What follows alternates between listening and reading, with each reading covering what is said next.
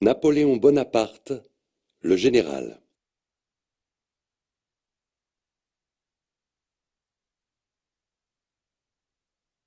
Après la chute de Robespierre, l'idée est de ne pas confier le pouvoir à un seul chef, mais à 5 chefs appelés directeurs. On appelle cette période le directoire. Les directeurs dirigent et les députés font des lois pour une meilleure organisation de la République. À partir de 1795, les députés adoptent le système métrique. Cette uniformisation des poids et des mesures sur tout le territoire simplifie les échanges commerciaux.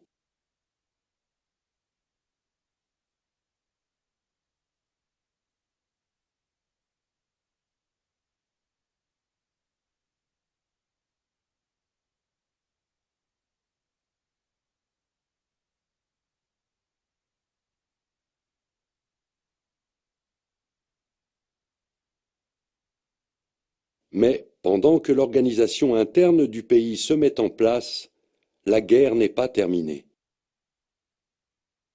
Bien au contraire, la France est maintenant en guerre contre tous les pays d'Europe. L'Autriche, l'Espagne, la Prusse, l'Angleterre et la Hollande. Les rois européens n'ont pas supporté la mort de Louis XVI et la naissance de la République.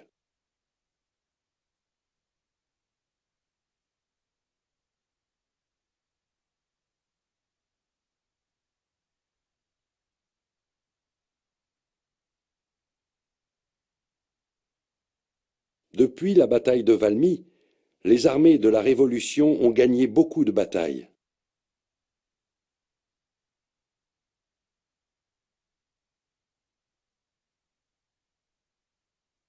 Les frontières de la France se sont considérablement agrandies.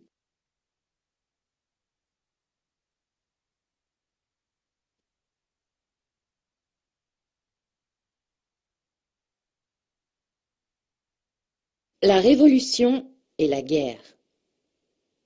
En 1792, la Prusse et l'Autriche déclarent la guerre à la France et l'attaquent par le nord. Au mois de septembre, l'armée révolutionnaire stoppe l'avancée des armées ennemies en remportant la bataille de Valmy. Mais en 1793, la Hollande, le Piémont, l'Espagne et l'Angleterre attaquent à leur tour la jeune République. Au même moment, la France doit faire face à de nombreuses révoltes internes dans l'ouest, l'est et le sud du pays. Pourtant, les armées de la Convention parviennent à stopper les révoltes et battent également les armées des pays européens. En 1795, la Révolution semble sauvée. La France annexe la Belgique, la région de Montbéliard, la Savoie et le comté de Nice.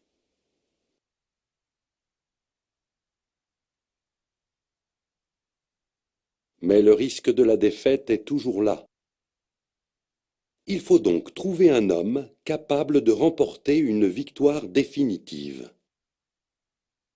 Un des 5 directeurs, Paul Barras, connaît un jeune général courageux, excellent stratège et très aimé des soldats.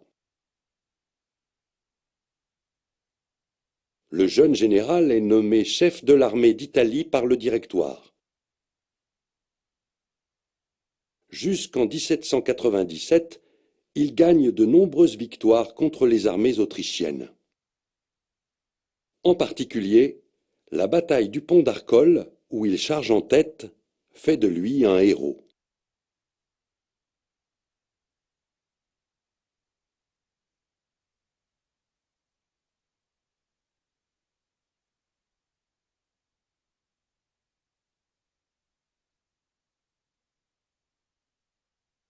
Sous le Directoire, la situation de la France devient très difficile.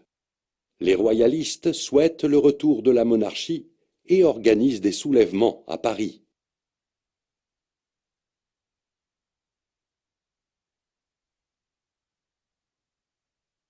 Tandis que certains révolutionnaires souhaitent une république plus juste. Petit à petit, le jeune général qui gagne toutes les batailles devient célèbre. Quand il rentre à Paris, il est acclamé par le peuple. Alors, les 5 directeurs le renvoient au combat, car ils ont peur de perdre leur pouvoir. Il est envoyé en Égypte en 1798.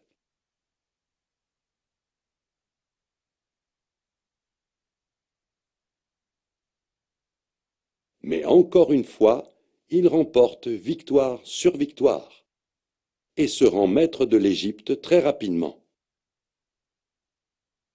Quand il rentre à Paris en 1799, le jeune général demande à être nommé chef de la République.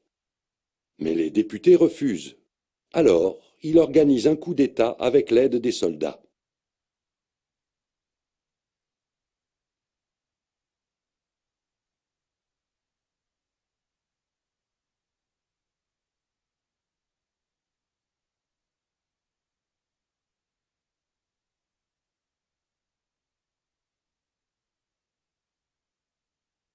Il prend le pouvoir au mois de novembre 1799.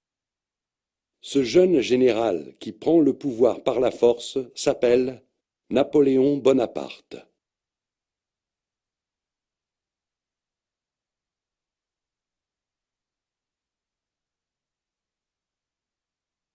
Napoléon réorganise la République. Il crée le consulat. Au lieu d'avoir 5 chefs, comme sous le Directoire, il y en a maintenant 3. Ces chefs sont appelés des consuls. Napoléon devient le premier consul.